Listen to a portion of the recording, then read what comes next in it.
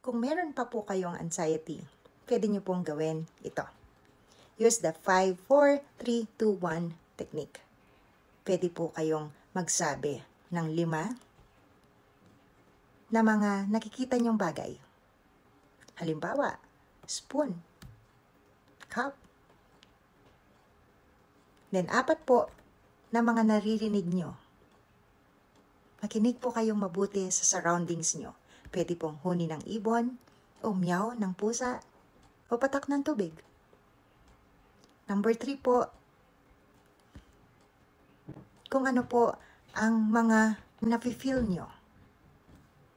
Pwede pong nafe-feel nyo po yung hangin.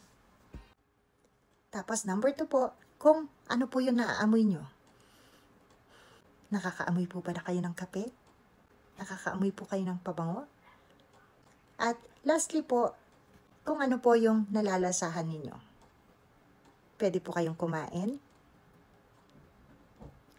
Gamitin po natin ang 5 senses po natin to decrease your anxiety attack or your panic attack.